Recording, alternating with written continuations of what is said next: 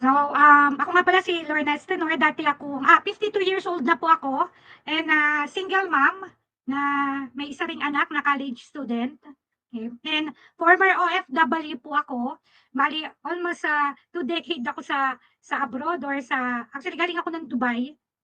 And yun, matagal tayo, doon na tayo tumanda sa Dubai. Doon na rin nagkaroon ng ugat at ang naipon, for sure, pare-parehong mga OFW ang naiipon natin is resibo at ugat sa paa. So, store.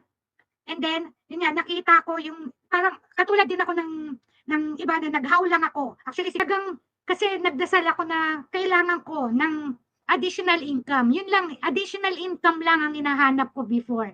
Kaya nung nakita ko si Coach Marvin, naghaw lang ako. Then, nakita ko na napakadali lang kasi sabi, copy and paste lang, script provided pa siya. So, yun nga, nagtuloy-tuloy ako ng training. Sa akin, ang una is, ano lang, talagang extra income. Pero nung later,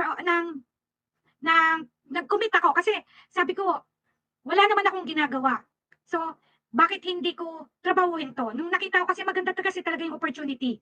Na-inspire talaga ako sa mga modules of training. Tapos yung first webinar, na-inspired ako doon. And meron ako sari-saring store.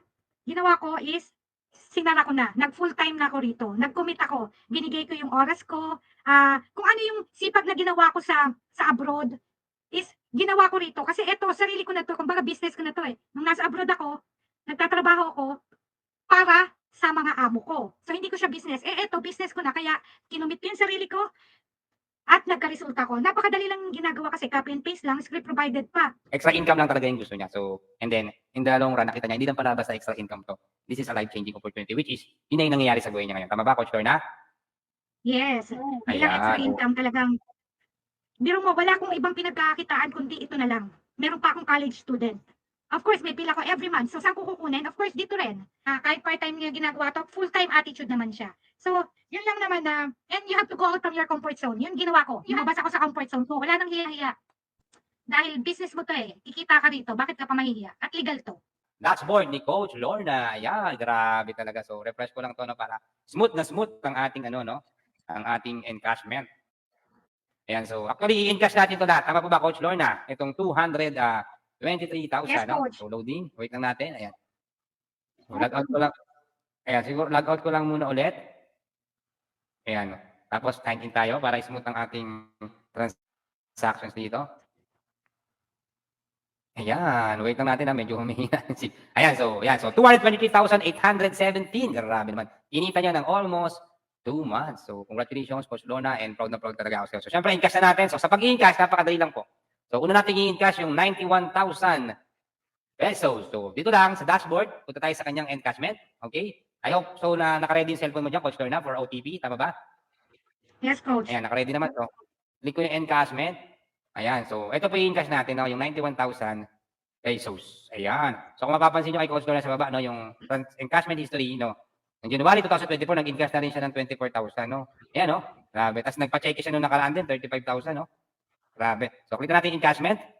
Ayan, tapos magkano ba yun? 91,000. Okay, encashment. Tapos ganito po. Type lang natin yung napakadali lang po mag-encash dito, no? Talagang yung income mo magiging cash talaga yan. 91,000. Tapos encashment type. So meron po tayong BDO. So bakit BDO? BDO po yung ating tie-up company. So BDO is number 1 bank. So kung titignan nyo, hindi makapag-tie up si BDO kung tayo is hindi legit. Okay? So we are 100% legit because ang tie-up din natin is yung number 1 bank sa mundo. So click natin si BDO. Tapos encash natin yung 91,000. So lumabas po yung account ni Coach Lorna sa BDO. Yan po, no? And then click ko lang yung proceed.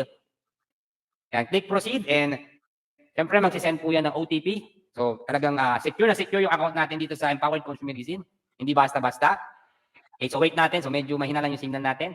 Ayan, so nakalagay an OTP has been sent to your mobile phone. So yun yung hihintayin natin na OTP. So hindi po basta-basta mag-encash dito, no? So talagang secured talaga pag nandito ka sa copy-paste system.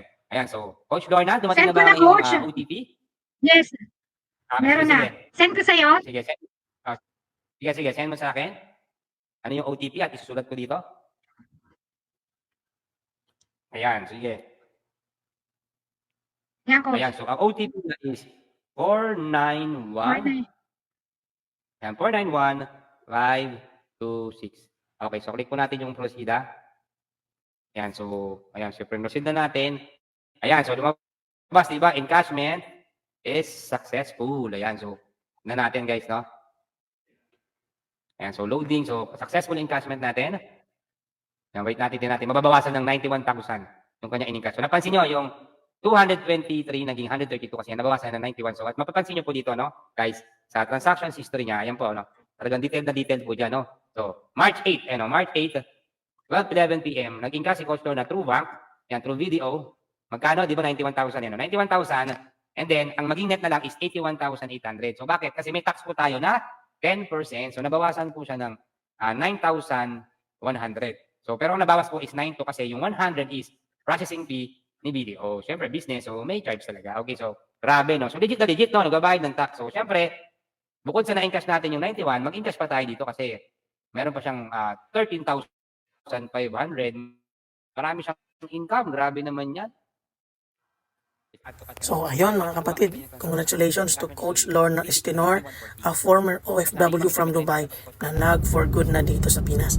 Kaya kung interested po kayo sa copy and paste system, 100% legit, pwede nyo po i-message si Coach Marvin or Coach Lorna or di kaya naman ay mag-message kayo directly sa akin para ma-assist ko kayo.